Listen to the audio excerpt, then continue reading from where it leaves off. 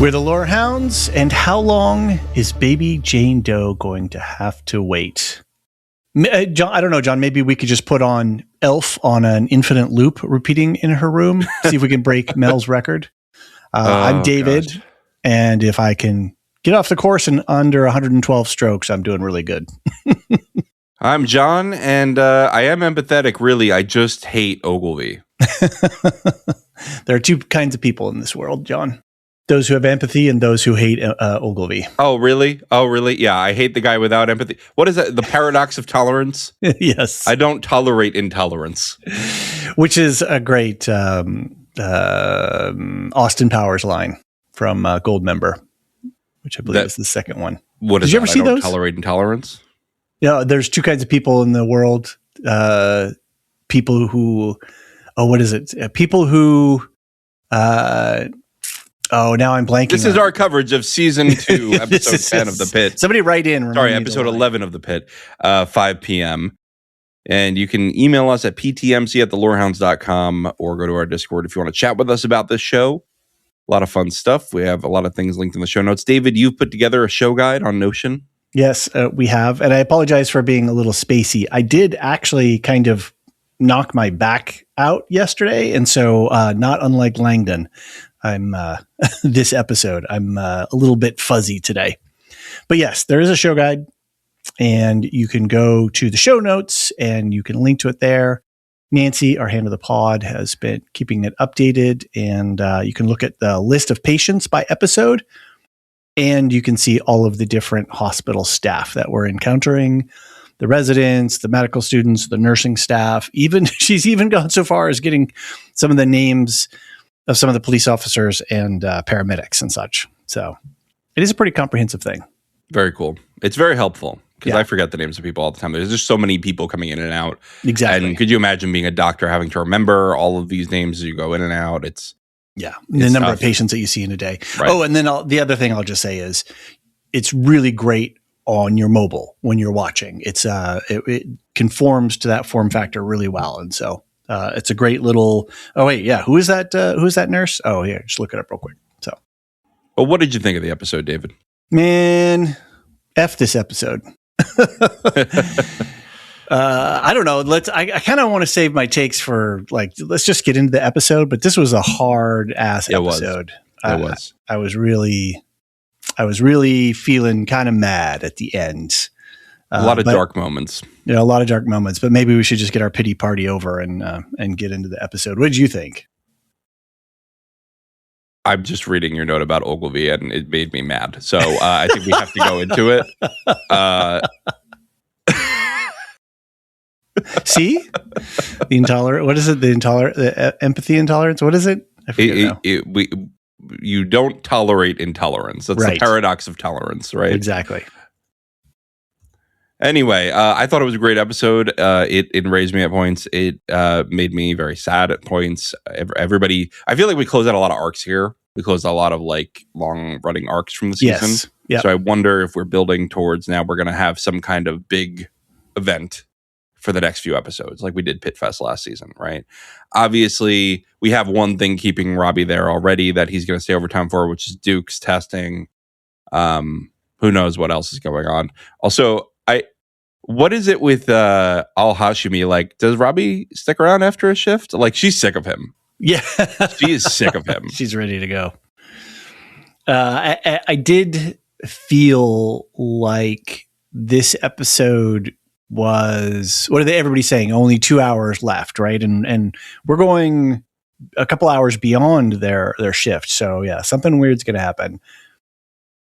But I think they're all just feeling tired, burned out. It's hot.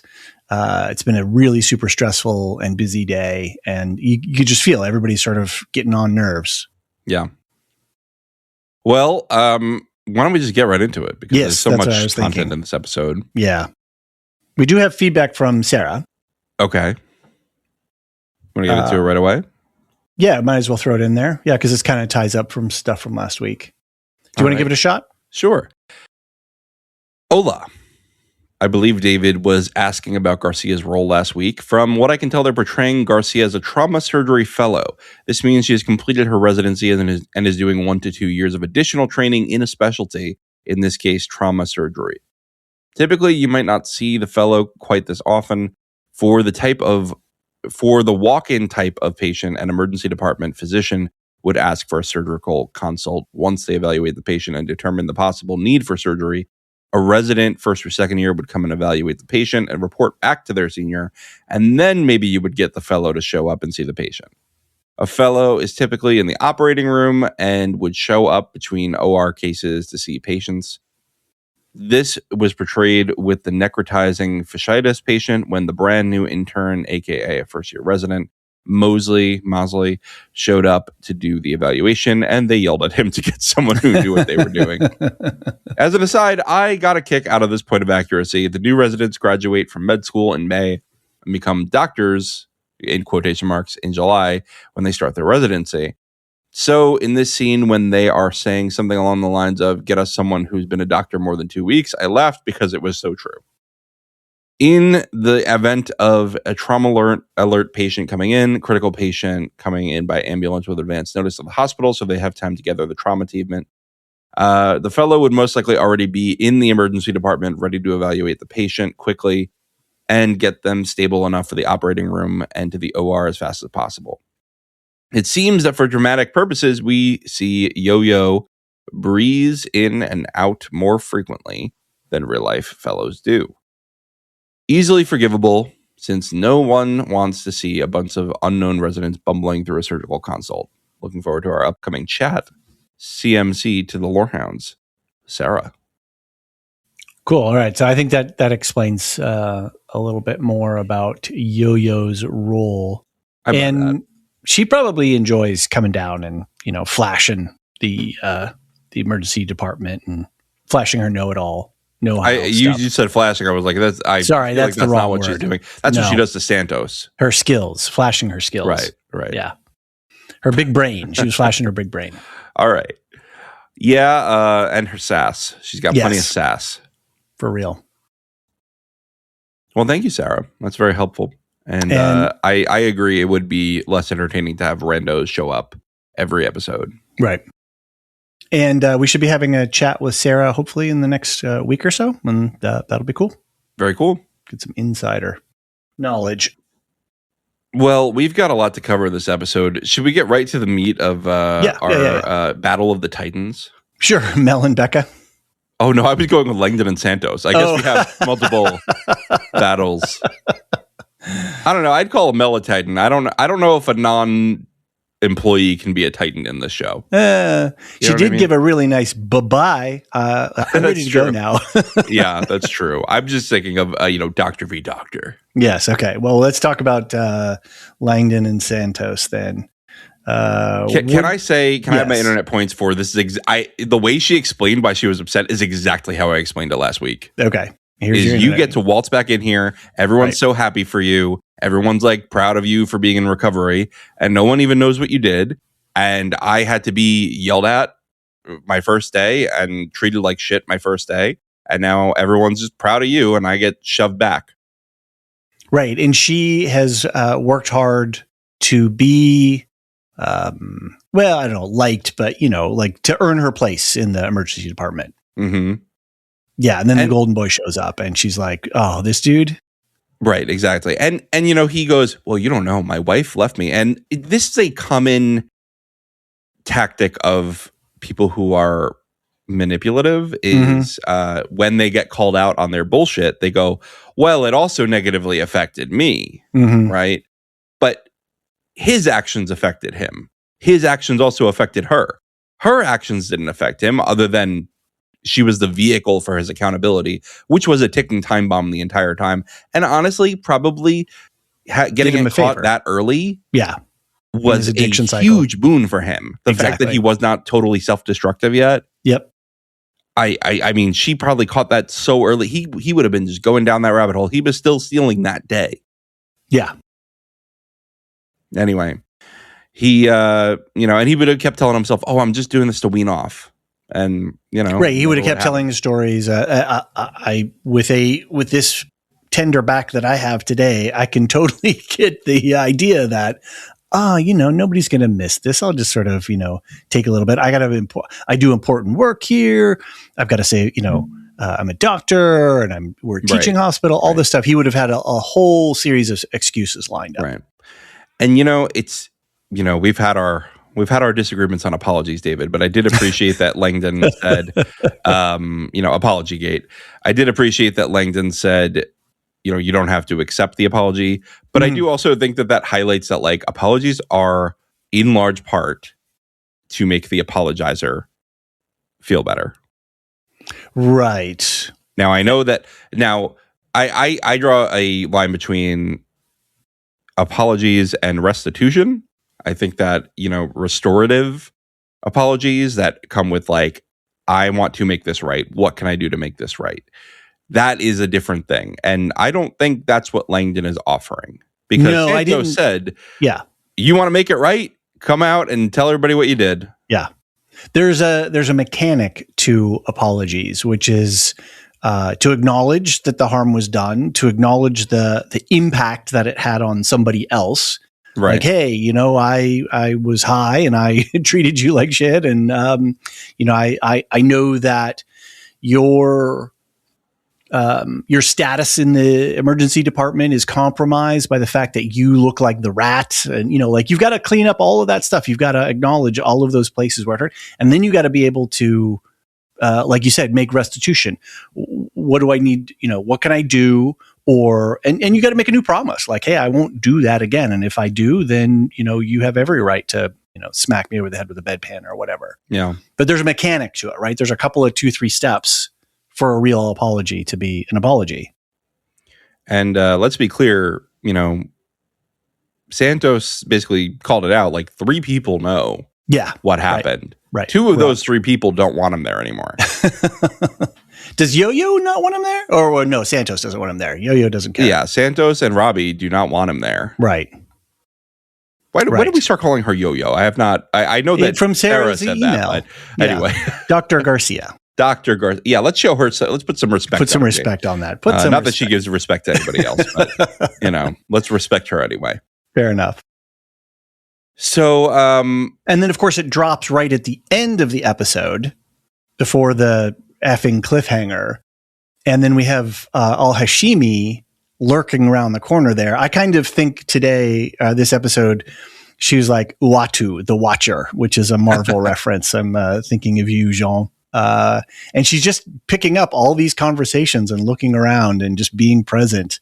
She doesn't say stuff a lot of times. When she was talking to Langdon earlier, she says, "Oh, do you guys have history?" And she just stayed quiet. And he was like, "Oh, Phil silence." And she's really confident and in that way, and just listening and watching. And I think that's just a really great characteristic. I was really worried at the beginning of the season how they were going to play her out, and I'm really appreciating the nuance that they're giving Dr. Al-Hashimi this season. How do you think she avoids getting thrown under the bus for any malpractice? She's got a dossier on everybody.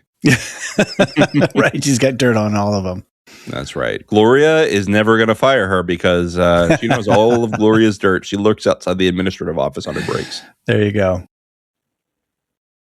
So, have you ever had a back issue? I was curious. I was wondering about. Not a severe one. Okay. No, not a severe one. Has this been a frequent thing for you, or just no? It's totally sort of random. This is, I think, the only second time in my life where my back has tweaked out. Okay.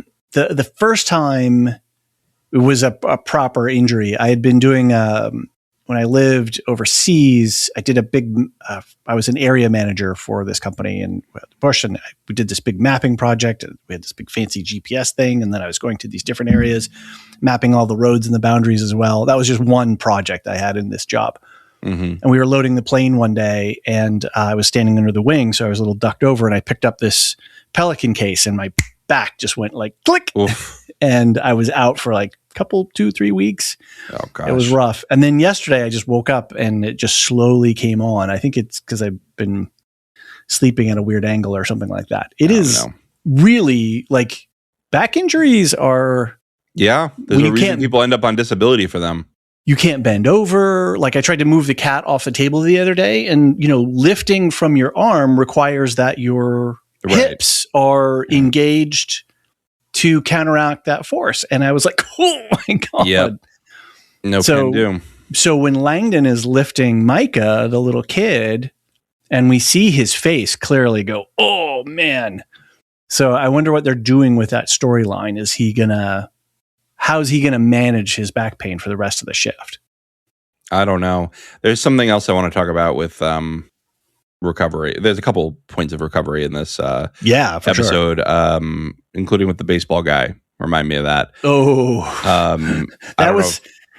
Yeah, go ahead. I don't know if you saw, and I didn't see either. Somebody on the internet pointed it out, but he had a recovery bracelet on, which adds a lot of context to why he did not want any morphine or any other pain reliever. I did not realize that. That was the hardest scene, though. Like, I could deal with the xylazine wound. Oh, no, I'd take the arm one any day. Oh, no. I can't do the gore. I had to look away from the gore. I plugged my ears. I looked away. I was like, nope, I can't do an elbow reduction. There are reasons I never went anywhere near medicine. There are reasons. Oh, boy. What else did you have on the recovery angle? Well, first of all, I just want to say on Santos, I don't know if I necessarily agree with all her points of like, you should tell everybody what you did, because from a utilitarian standpoint, he is a good doctor. He did do the work to get back. But I also understand her saying, I think she's well within her rights to set boundaries of like, look, we work together. I'll be professional, but we're done other than that. I'm not working with you. I don't want to work with you. If I can avoid being on a case with you, I will. I think she's well within her rights for that. I don't think that, I mean, look, she could demand he tell everybody what happened, but I don't think the world is better off without a Dr. Langdon. Interesting. Yeah. So utilitarian philosophy. But that from a utilitarian standpoint, but also that is the excuse that a lot of people give for abusers in general, right? Is, well, you wouldn't want to ruin that promising person's life by making an accusation, right? And it puts more onus on Santos than if they did sort of strike a bargain. Yeah. Let's avoid each other. I will be watching you. And if you relapse, I'll be the first one. And but all of that is energy on Santos when she did nothing wrong. She did legally and ethically the right thing, which was to call it out and report it up.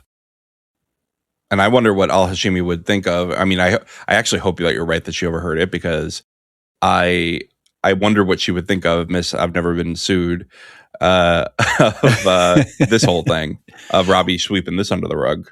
So that's a really good point, too. When I did my second watch yesterday, stretched out and going through it really. Oh, gosh. I'm not sure if she was close enough to hear the conversation. She certainly was close enough to get the tone of the conversation and of Santos's attitudes towards Langdon. So whether she actually heard any words is ambiguous, I think, at best. Does she see that the beef is not resolved? She's clearly got that. She clearly has that. So where they go with the story, we'll just kind of have to wait and see.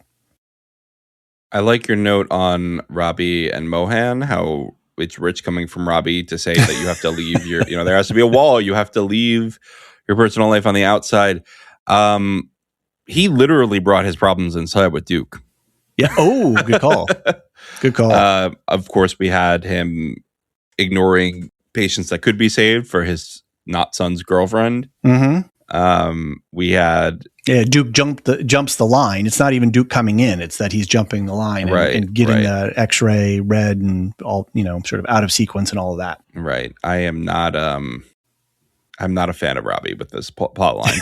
He's not doing great. They are pissing me off with Robbie. And I think that is intentional. I think they're going to try to make us go, thank God Al-Hashimi's here by the end of the season. I did see someone make a funny beef about her. They said, you know how you can tell when a woman is ridden by a man? Well, I can tell that this woman was ridden by a Vulcan. Because she's just no emotion half the time. And not the acting, but the writing is very logical.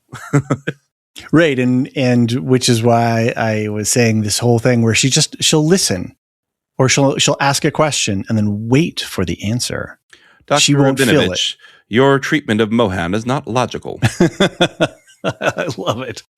Did you see the look that she drops when Robbie leaves the trauma room when she asks if the hospital has gotten a lawyer for the ICE detainee? I dropped a picture. The look she gives Robbie as Robbie's leaving. She looks at his back with this like, this guy is sus. She was like, so remember last episode, Robbie there was a look on Robbie's face where he was hella impressed with her slash trach tracheotomy, right? And he was like, oh, damn, girl's got some skills. And then this one, she's like, hey, are we getting a lawyer for that detainee? And he's like, no, and walks out. And she looks very disappointed at Robbie. Actually, I thought that this reflected very poorly on Robbie, actually, because when, I'm going to bring race into it. We had a white woman earlier in the season with the necrotizing flesh, and he picks up the phone to her boss and says, you fire her. I will encourage her to sue you, and I will testify on her behalf. Really goes to bat for that woman. Doesn't really go to bat against ICE. Now, let's be honest. ICE is currently a paramilitary lawless force, and if you don't like that, you can not listen to this podcast. Yeah, I will not mince my words about ICE. It is currently running like the secret police. And I understand being more fearful of ICE than of a random boss threatening to fire his employee. I don't know if Robbie's acting out of fear. I do know that he did at least stand up a little bit to them. When he dropped on that guy. Hey, get out of here. I have people leaving. We're short nurses. We have a crisis here, and you're not helping. And then, of course, they do what ICE has been doing and completely botch the situation. So they kind of sucker punched us with the ICE storyline, because if everybody thought that, what was it, 2 episodes ago was the quote unquote ICE episode, and everybody's like, oh, that was pretty mild. That wasn't too bad. This was the ICE episode. Right. Oh, yeah. I actually forgot about that. I did not think that was fully going to be the ICE episode. I did expect it to be more toned down because I had heard that HBO asked the showrunners to make it a balanced storyline. That went around the internet. Yeah. Now, I agree with what this show said, and I don't think this was a balanced storyline. You know what I mean? And in a good way, I think that it showed truth and not just both sides, like, oh, this is what one side has to say about it. This is what the other side, like, no, this is how things are operating. Like, let's say people's names, the nurse, Jesse. Yep. Who's a real nurse in real life. Right. What's his name? Oh, do you want, I'm looking it up in the show guide right now. The actor or the, nurse. Nurse Jesse Van Horn is his full name, played by Ned Brower. Okay, Alex Preddy is what I was talking about. Alex Preddy was a nurse killed by ICE a few weeks ago. That. Oh, sorry. You're talking real world.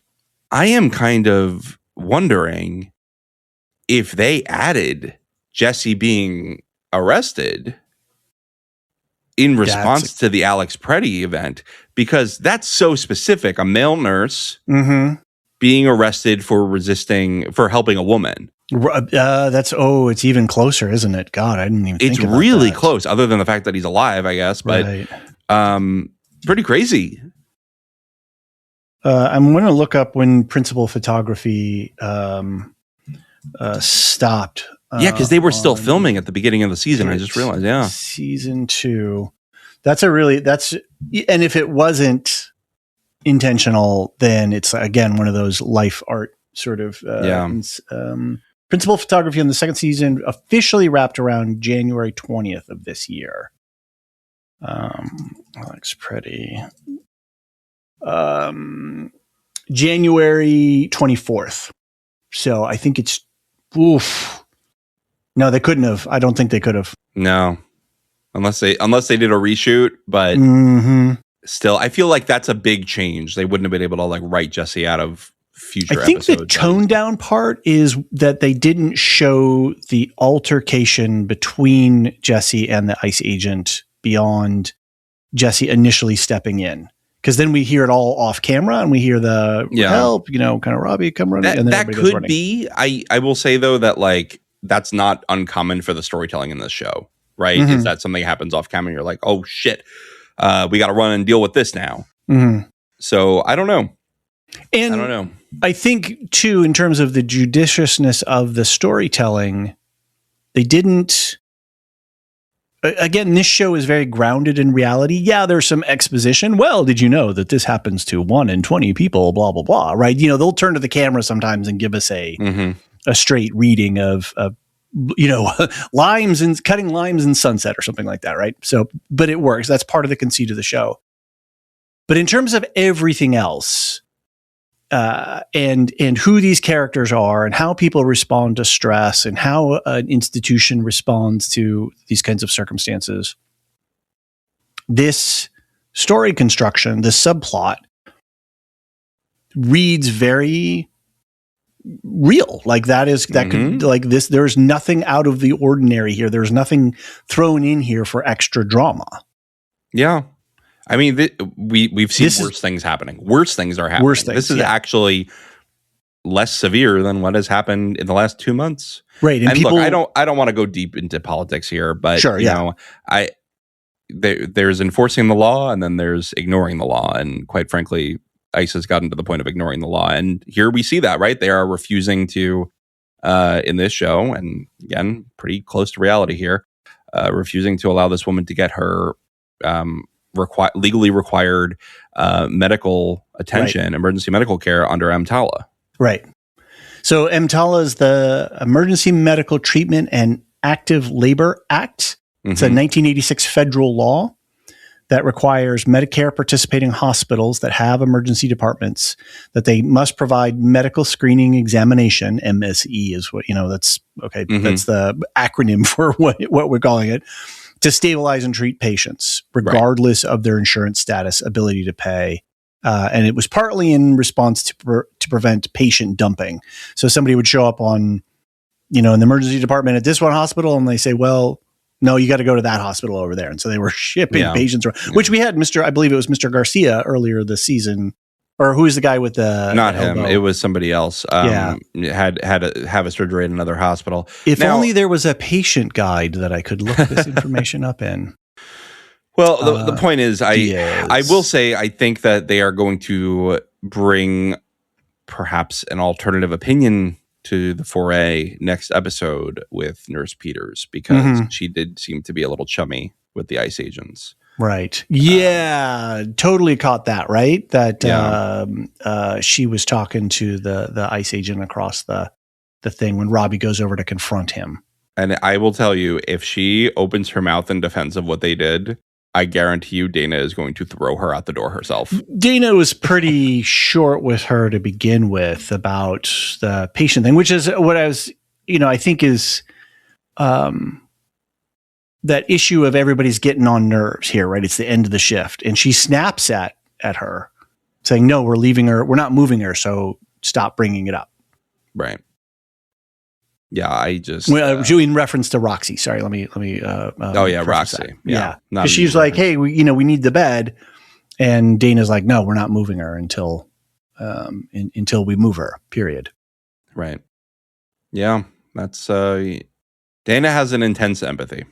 And she does, and it can go both ways. But here, it's like, hey, leave that grieving husband alone. Yeah, give him a minute, right? It's fine. Yeah. Which again, it gets into this whole thing of we have excellent care. It's the ability to what's the way I want to say it? Allocate those resources, and it's one thing. I was just thinking about, how long did Becca got to jump the queue, and she took up a room for an hour. Yeah. Right. She came in last episode, and she's leaving. That's tough, episode. Isn't it? Your doctor sister gets you in. It's oof. Yeah. Or Duke. Yeah. It makes you a bit uncomfortable with both of those situations, doesn't it? Yeah. Yeah. So, but then at the same time, our that they've got some empathy, and they're looking after their own. That makes that it's a complex, right? What if they're distracted and right worried about? I think it's like, look, if there were someone needing like if there was someone needing the trauma room, they're not going to like take up they're not going to let somebody die to help these people. Right. If someone is coming in for a sprained ankle, then somebody else might cut the line. Right. And that, like, I'm not really comfortable with that, but it enrages me less. Right. Or even with, say, the patient who came in who was from the prison, right? Right. They got they want to the get him room upstairs because of, because he was starving. Or the woman with ice, right? They said, get her in and out because we have other people in the building who don't want to be around ice. It's tough. We're in a tough situation right now. So, which is again why this episode was just like, oh man, yeah, screw it's you really guys. Just a million uncomfortable moments. Let's take a break, David, and then we'll come back and move on from our political woes. Sounds good.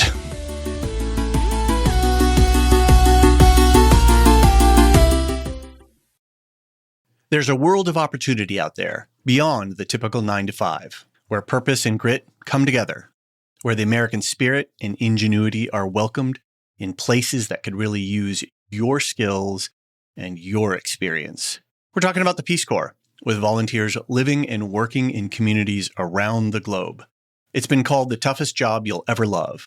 Tough because it asks so much of you. To dig deeper, to get your hands dirty, to go that extra mile, to rise to the occasion and meet challenges head on. And the love part comes from being part of something bigger than yourself, from building bonds that last a lifetime.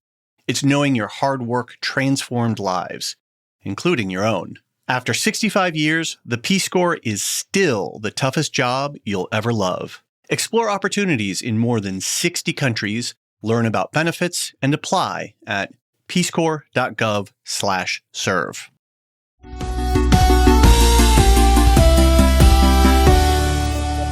We're back. We want to talk about death? Sure. I haven't done it before, but, I'm happy to talk about it. You got any tips? Roxy's dead. That was quick. And, of course, McKay had stepped out. Yep. Not a great look. No. And stepped out with Ogilvie.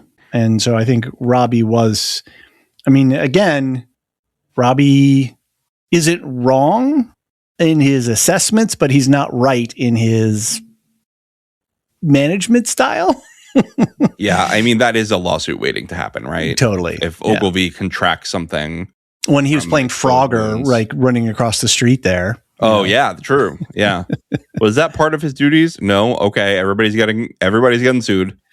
Right. And you don't let those lawyers down again. Yeah. And that kind of went back and forth with the Kiki thing, right? Kiki was the name of the one in the park? Yeah, Kiki. Mm-hmm. Yeah, that was she's not looking good with that leg lesion. So xylazine wounds or tranq wounds, slow healing skin ulcerations and necrotic sores caused by xylazine, which is oftentimes linked with fentanyl. And xylazine is a veterinary tranquilizer. Can I say the word? Can you say the word Maybe. for me? Tranquilizer? Thank you. My mouth broke. And the wounds can go like really deep and expose muscle and bone. It's just, and I think they showed us pretty well what a xylazine wound looks like. And I would not recommend, unless you're interested, unless you're Joy Kwan and you're interested in pathology, do not go Googling xylazine wounds. Oh my God, I'm not going to. So can I tell you though that this is the scene that made me decide that Ogilvie is not a redeemable character or a character that intended to be redeemed in this show. Okay, so let's talk about that. Why? Because he has every chance here to... McKay brought him specifically, I think, because he's had so much trouble with empathy. Mm-hmm. And she's like, let's give you the chance. Mm-hmm. He clearly had no empathy for this woman. He's like, why would you do that? What are you doing? And then he comes back in and she goes, hey, this, the street team needs a lot of help. It's good experience. You should do it. And he goes, yeah, I guess, like something like that. It was very dismissive. Mm-hmm. I just fucking hate this guy. He's just so sniveling, so holier than thou, and not even that great of a doctor. He's messed up several times now. he has all the ego of a surgeon and none of the skills. Right. And he's gunning for his third intubation. And I kind of read his look at Kiki was as he was trying to find it within himself. But it wasn't there. It just wasn't there. I don't understand any context that was in that scene that would make you go, man, he was really feeling for her, because he was really like just dismissive the whole time. And when he got back in, he was like, ick, don't want to be involved with that. Well, okay, but Street Team isn't necessarily for everyone, right? So that's fair. I don't begrudge him that. I did wonder, though, too, this is a little bit of my headcanon, trying to be tolerant of Ogilvie, is there's a lot of, okay, I'll preface this. I'd be curious to hear what people thought, because there's a couple of looks exchanged between Kiki and Ogilvie.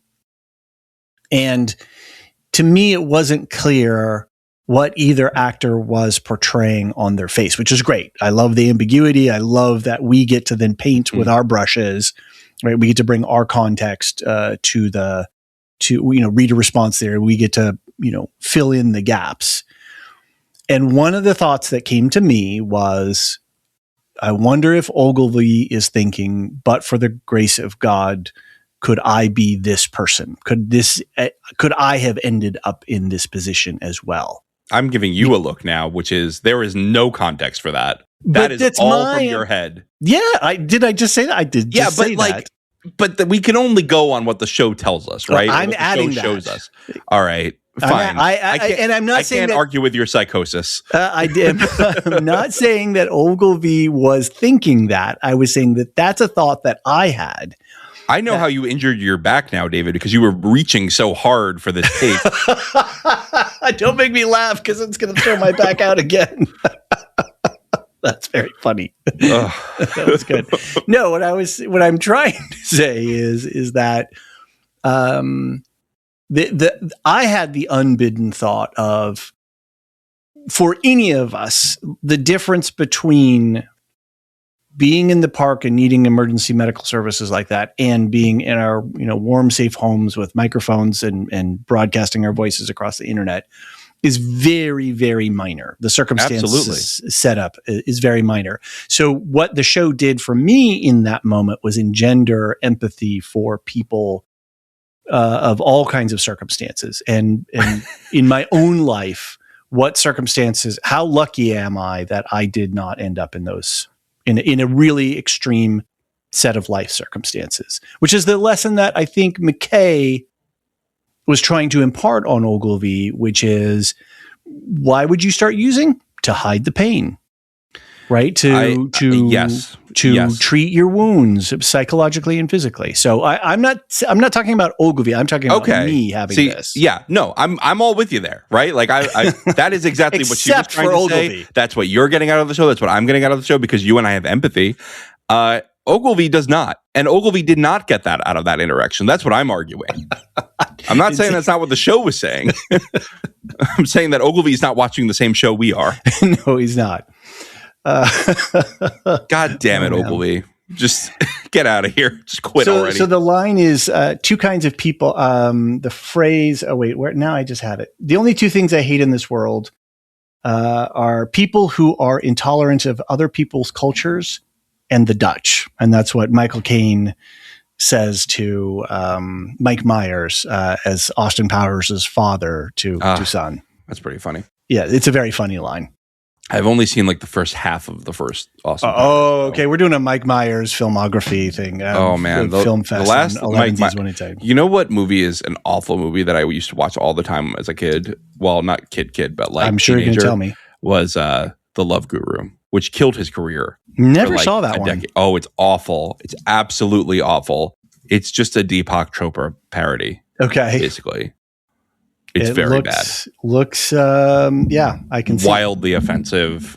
Just really, he did that and The Cat in the Hat like 2 years apart, and both of those together just got him off the big screen for years and years. Okay. Well, we might. I think have that's to. why I like the movie The Love Guru, is that it was so bad that it just destroyed a super successful career.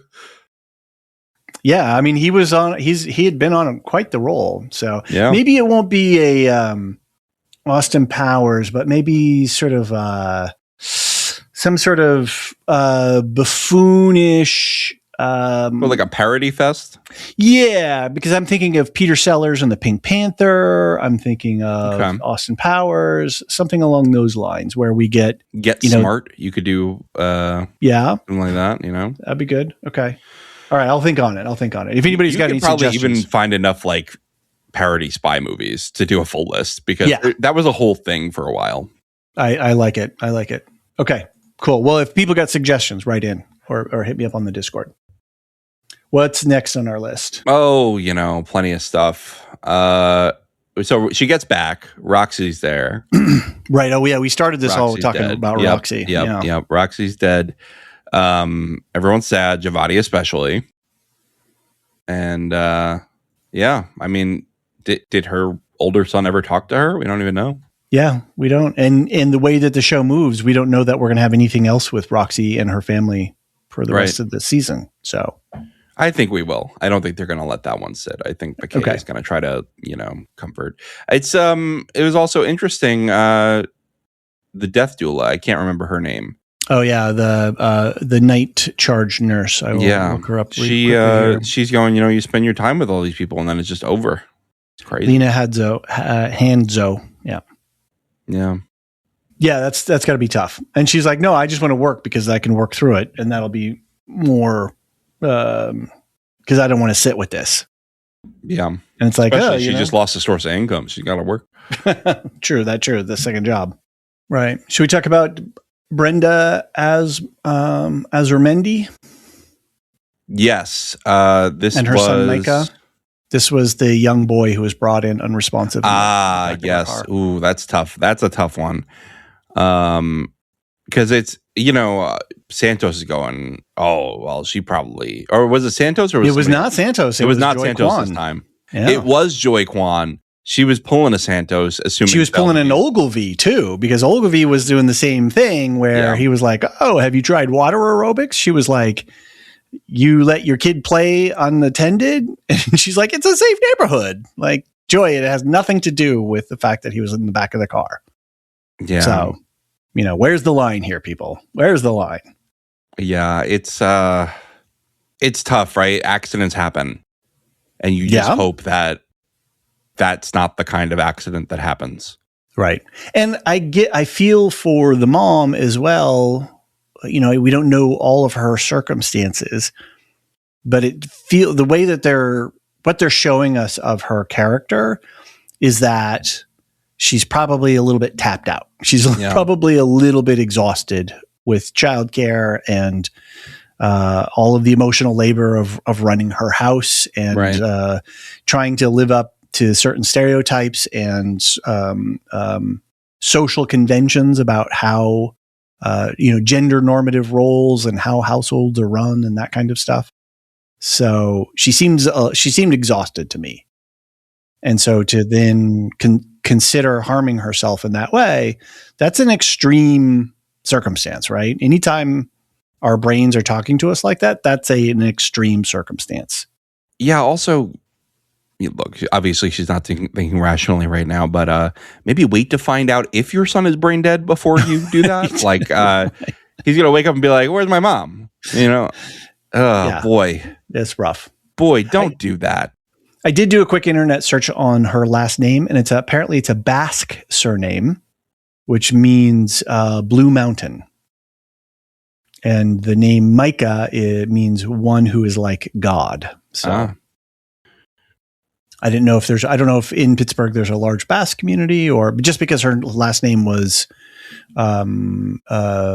just kind of popped out at me especially when Dr. Hashimi calls to her. So yeah, I was curious what they're doing with that. But this show is just good at just taking a cross section of society, of backgrounds and socioeconomic factors and religious and national identity, all that kind of stuff. So yeah. Well, Joy was not doing her best on this case. I think we both agree on that. Yes, she was a little bit harsh, but she's not. She's flagging something that needs to be flagged, but you don't challenge the mom of the dying patient child. Yeah, look, it's something that you need to get to the bottom of, but yeah, maybe not while you're trying to save the son. Like maybe figure out what's going on first. Yeah, exactly. Follow up the questions. Did you catch that Howard made it through surgery? Oh, I did not. Who said that? There was, I believe it was Dana, and they were doing like a little status update of like rooms and that the fact that baby Jane Doe is still waiting for youth services, and but she said the diverticulitis patient Howard made it through surgery, so it was a quick. I'm so glad. Yeah, blink and you miss it sort of line. I hope he has a nice relationship with his sister now. I don't, this show, I don't think we're going to get resolution on that. I think we just have to try to hope that he then went to go, his sister went and visited, or he went and visited. But yeah, that's good to hear, because he was like 50-50. Woof. Yeah, it was rough. What did you think of Javadi and her mom gloving up together, mother-daughter team? The only good Robbie moment of this episode was when he's like, Javadi, glove up and let's show your mom why you belong in the ER. I mean, some other doctor needs to directly go to her mom and say, like, look, I respect you as a surgeon. In our department, you need to let us mentor your daughter. Mm-hmm. You cannot be here to do that. If you're here as a professional. You're not here as her mom. Right. Yeah. Well, and this is, again, force field, right? Boundaries. Right. Stop messing with your child's career within the sphere of her current residency, or not residency, but medical student, whatever you call it. So, I mean, what is going on though with like, oh, did you do this? Did you miss this? Like, what? That was dude, rough. Come on. That was not cool. That was definitely not cool. That was not okay. Even though I will say Dr. Shamshi is a baller, right? She got right in there and clamped off that aorta without any under the stress of an emergency situation, right? Because normally when you're not at the street level practicing street medicine, you have time for these things and you work in these sort of controlled fashion, as opposed to the run and gun nature of the emergency department. She did her job and she did it really well. So there's we can see why she is feared by many and all. She's feared and loved. Exactly. Yeah, and Javadi doing the internal compressions. Jesus Christ. Mm-hmm. I could not survive this whole thing. I would be on the floor already. I liked Robbie doing the little seal clapping hand motions. Get in there. Yeah. I was glad though that Robbie stuck up for her, because that was, and it really pisses me off, this whole street level medicine thing. Like, lady, the patients don't get to you without the street level medicine. Exactly. They would be dead before they got to your operating table if you did not have this level of medicine. They just rolled them in off the ambulance straight into surgery, yeah, right? This is an important step in the continuum of care for any patients. It just reminds me, I know that it's a different thing, but it reminds me sort of people who are mean to retail workers because they see them as beneath themselves, right?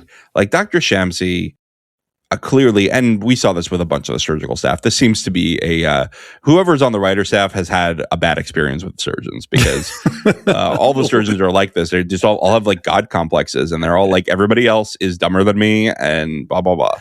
Well, maybe when I talk to Sarah, we'll double check that. And maybe that's the case. Maybe they're doing something. Sarah, let's name your top 3 least favorite surgeons in your career. By classification or name? Like name them out? No, let's name them. Let's name them. Name and let's shame? blast them out there. No.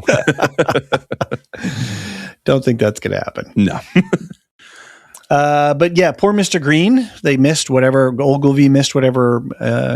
This is like his 3rd fuck up too. Is it? What's his other 2? The first one was he pulled the glass out. Oh, right. That's right.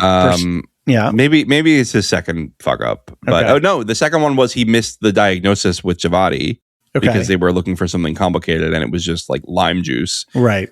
And then this is the 3rd one. All right. Well, the second one I think is the least severe, but like 1 and 3 are really bad.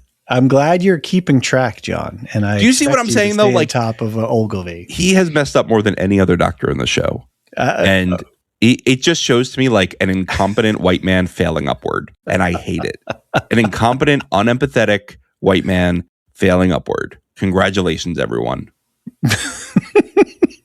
I'm just having fun watching you twist yourself in knots. Well, at least they stayed ahead of it, and Mr. Green will hopefully get himself sorted out. Yeah, they stayed ahead of it like Marty McFly holding onto a car with a skateboard. Right, like, whoa.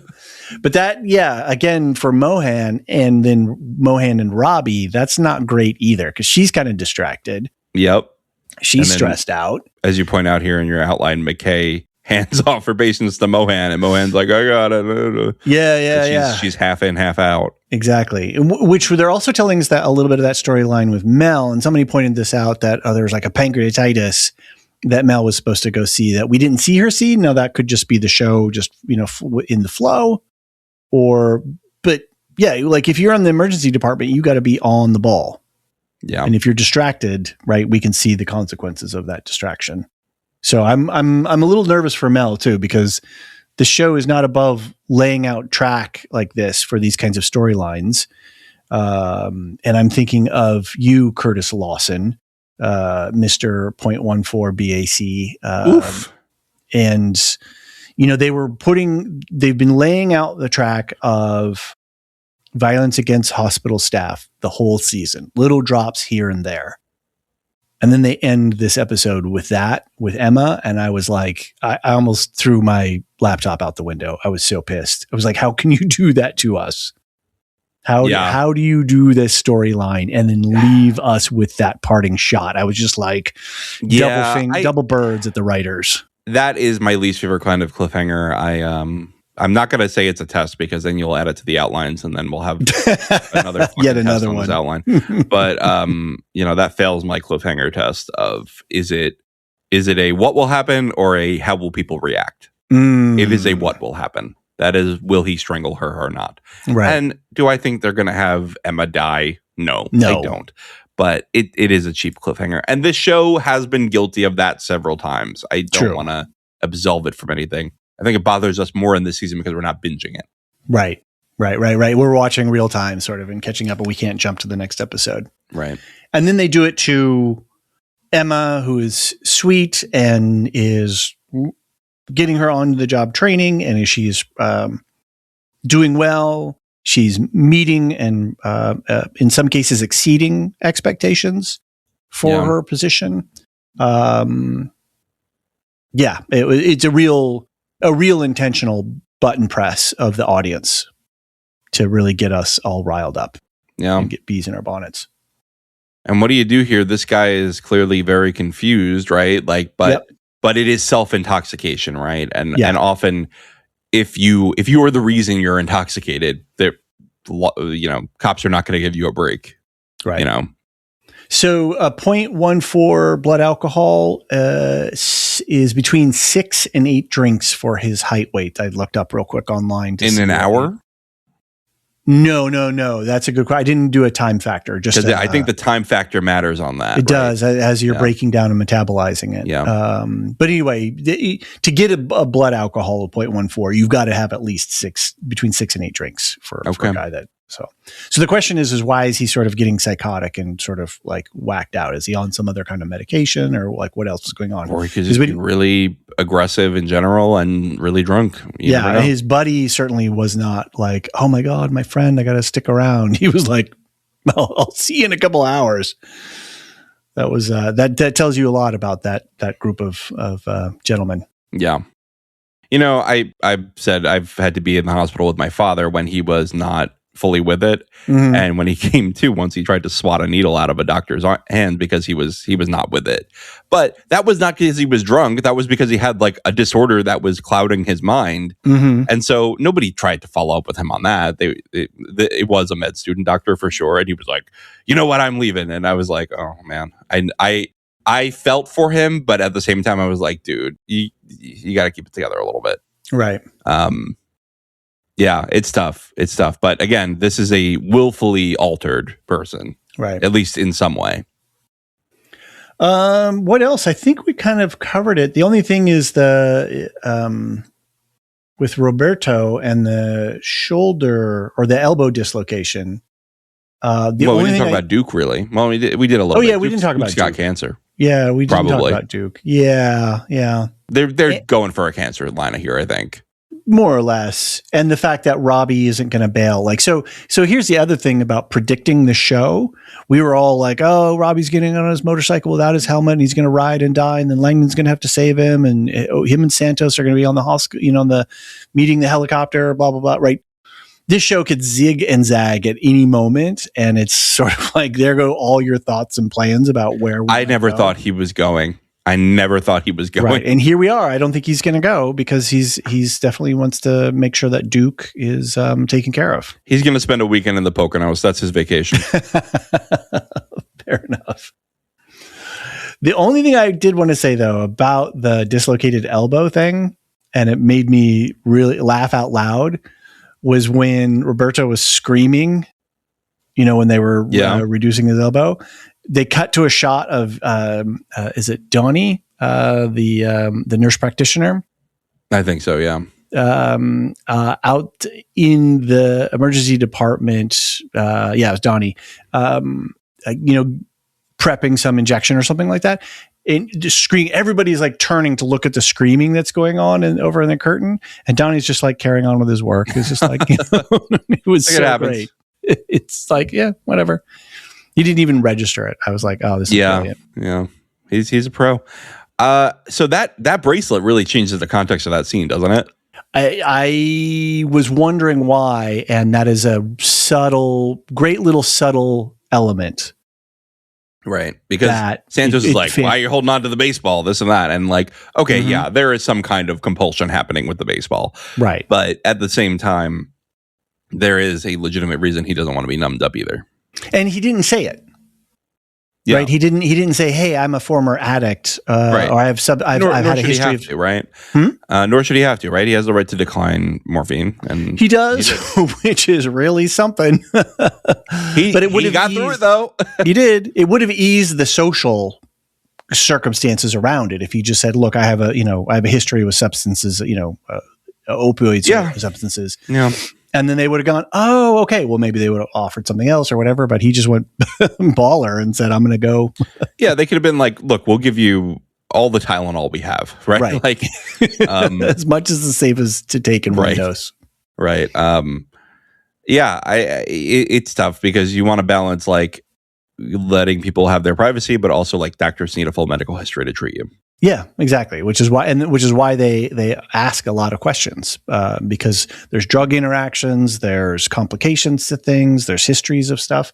There was on that medical complication thing, something that really not blew me away, but it was just like one of those things that twigged that was like, wow, this is like a really complex thing. When Robbie says, why do we add this other thing when we've given whole blood units or whatever? And Ogilvie missed the question, but Javadi got it, which was basically to prevent hypoglycemia, I think, because we're changing the sugar levels in the blood is what I picked up. And so we have to, add some stuff there to balance all of that out. Yeah. I'm like, man, seriously, what these doctors have to know is wild to keep all that flow in your mind of this and that. It really is impressive. And so when we think about the quality of healthcare, not the delivery, but the quality of healthcare that we have available to us, it really is pretty extraordinary. It's crazy. And, if you have a general practitioner, they can go and Google what they need to and consult their medical Dr. Google books. Look, let's be honest. Everybody in every expert field uses Google to an extent. It's true. And now it's something is other thing. And now we can't get away from Gemini with Google. So. Well, a lot of learning is just learning how to learn things. Like that's a lot true. of becoming an expert is like knowing what questions to ask. Right. But when you're in the emergency room, like a lot of times you don't have time, right? You have to just know at least the basics. You just got to know. Yeah. Yeah. I think the only thing that we haven't really talked about was Mecca. Mel and Becca. Sorry, I did I was like portmanteau over there. What? Yeah. Are you going on a pilgrimage? I wasn't sure what was happening. it's Mel needs to tone it the fuck down. I'd like the number of her parents. That's for emergencies. This is an emergency. Like what is going on here? On the red phone, she was like, she is freaked out. But I get it. Like her world is crashing. Yeah, right. But like, yeah, I think Mel has some issues with change.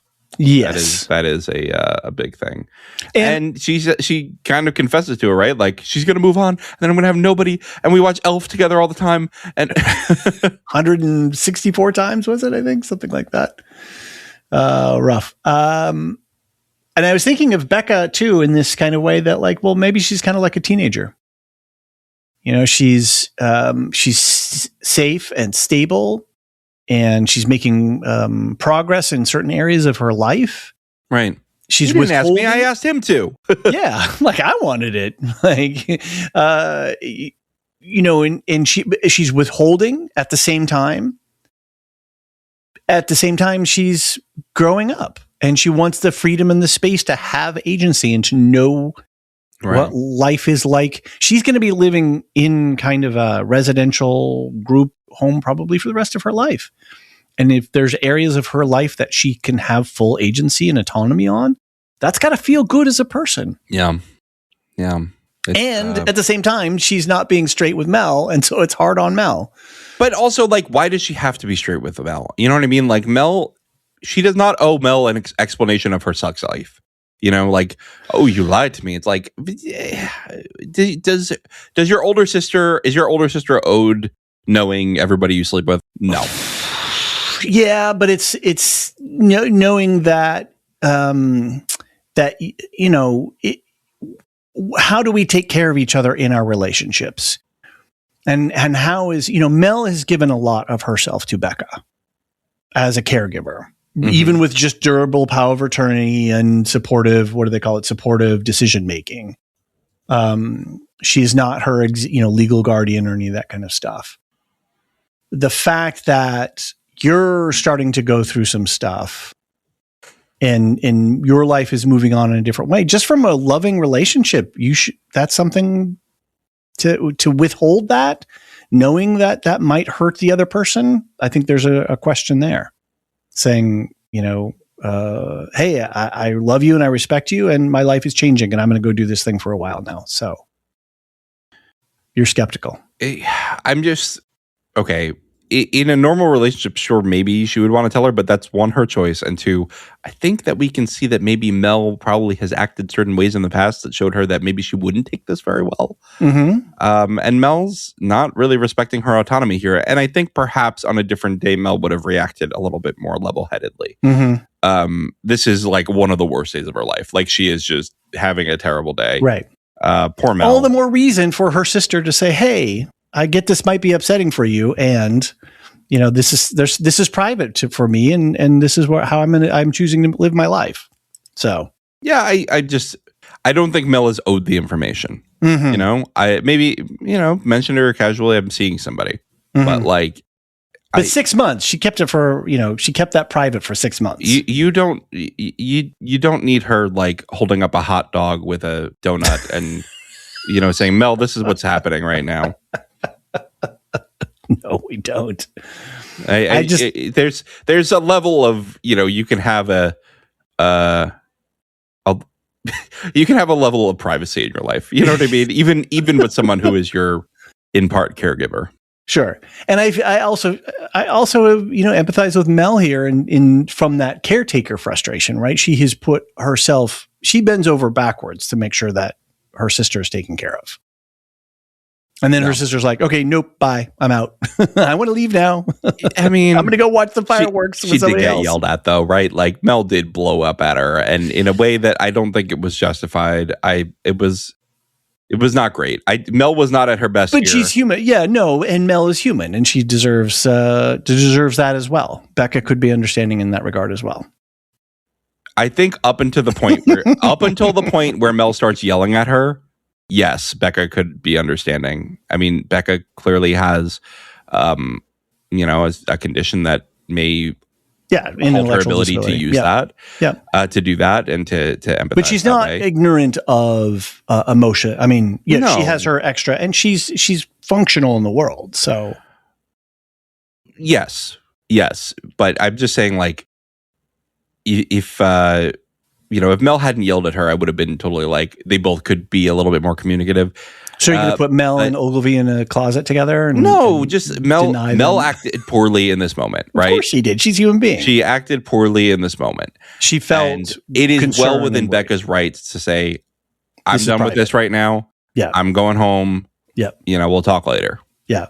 And part of Langdon's job is to make sure that, any patient comes in, there's nothing funky going on with her. And they're saying, but Mel doesn't have the right to use the red phone to get the parents' information. No, just Jesus Christ. She is crashing out, as the kids say. Right. Oh man. What a show, right? It's really putting us all through our paces. What a show. And we did it. We got through our episode, and I guess we should talk about what else is happening on the Lorehounds Network. What else is happening on the Lorehounds Network? You guys recorded a One Piece today? We did. I was going to put it out tomorrow since we have this coming out today. Cool. And we did episodes 1 through 3 of the new season. Excellent. A lot of fun. What do you think of the season so far? Oh, it's great. It's great. David, I think you would hate it, but it's like unapologetically cringe. Okay. But like not like socially awkward, but like it's just this like hope punk smile on his face guy just like messing stuff up through the world.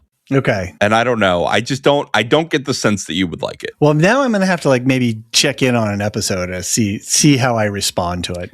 I mean, I did think that I was not going to like Mean Girls, and I did really enjoy it. I thought you weren't going to like Mean Girls either, so maybe I'm the wrong judge. Right. So go with me here, though, and we'll talk about it on the 11sies pod when we record that episode. But I think Mean Girls functionally is the Better Off Dead of its day. I saw you write that, and I don't know what that means, so you'll have to explain that more thoroughly. I'll explain that, but check us out when we record that. That should be at the end of this week, I believe. Yep. For subscribers. I recorded with Lisa and Brian, a couple of our community members, our inaugural show on the podcast called Into the West, where we do in memoriams of actors and other filmmakers who have left this world. And Lisa and Brian wanted to start off with Gene Hackman. So we did a review of Hackman's biography and filmography, and we picked several films. That will go out on Tuesday relative to this. So in a couple of days, look for that. And then I also recorded a bit of a check-in on the status of what's happening with Dune, with the trailer and Dune Prophecy, and then with the Dune Minute guys and their current project right now. And that'll be out on Wednesday of this week relative to this podcast. Very cool. More Pitt content on the way. You guys are doing... what's that movie that everybody's going to see and they just can't stop? Oh, yeah, Project Hail Mary. Are you in on that? I don't know. I'm not seeing that till Thursday anyway. Right. No, it was kind of a joke because I was like, what is this movie that everybody's freaking out about? I know. Me and Alicia were on board the whole time, and you're like discovering this movie in real time. And I was like, David, where you been? This has been like a highly anticipated movie. Massively. Like there were like 6 or 8 pods in my feed the other morning when it broke, when it came out. So it's a great story. I listened to the audiobook for it, and I would recommend listening to the audiobook over reading the book because of reasons I can't say for spoilers, but like it just works a lot better for the audiobook. Although the trailers are spoiling exactly what I'm talking about. Okay. So I don't know why we have trailers anymore. It's just, I don't know why we have movies. We just watch the trailers. Right. Yeah. That's the thing. Yeah. Trailers tell you what to expect, not what to anticipate. So, right.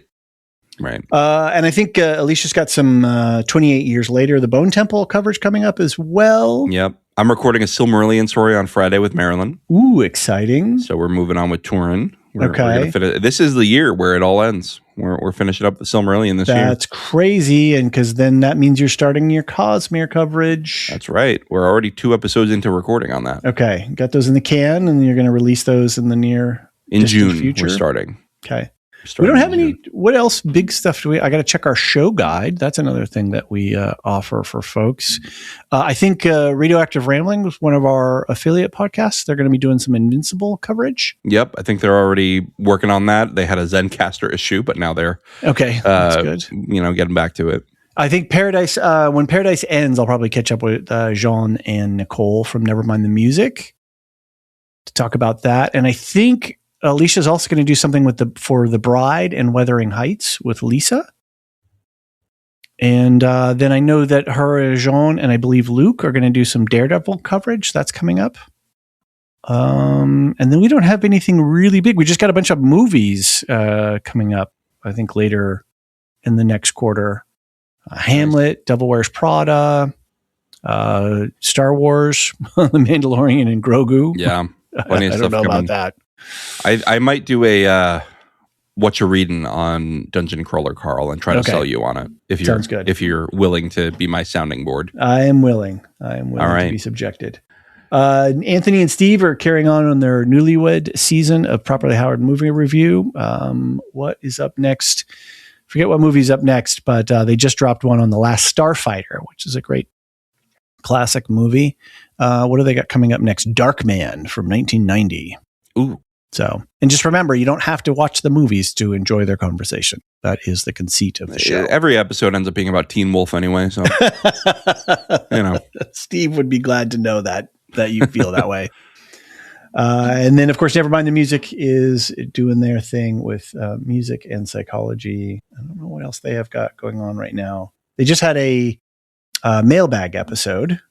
That was a lot of fun to listen to. And I think I'm looking through their thing. Sidetrack. Linkin Park is the next episode up. Numb by Linkin Park. All right. Identity of a Scream. That sounds like fun. Nice. Yeah. I see they got some Fleetwood Mac coming up. That'll be fun. There's rumors of it, at least. I think that's it. Are we done? You missed my whole joke. It's okay. Wait, I'm sorry. I totally missed your joke. You said there's Fleetwood Mac coming, and I said, well, there's rumors of it. See, it was just too subtle for me. That's all I had. You are too subtle for me. Yeah, let's thank everybody. All right. Aaron K., Tiller the Thriller, Doof71, and Athena Agilea, Lestu, Nancy M., Ghost of Partition, Radioactive Richard, and Adrian are our Discord server boosters. They donate a little bit extra to make our Discord a more fun and active place for our community, which is where we gather. Stickers. Extra stickers. Gosh.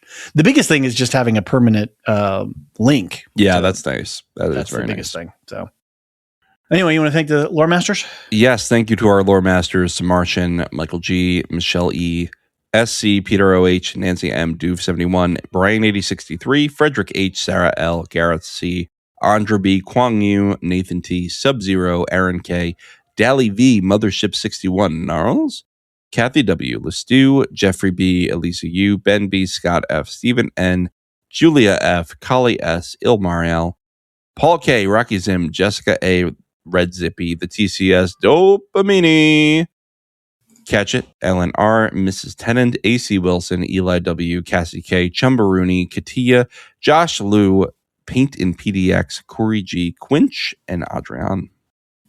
Thanks everyone for all your support. We'll be back in the hospital next week.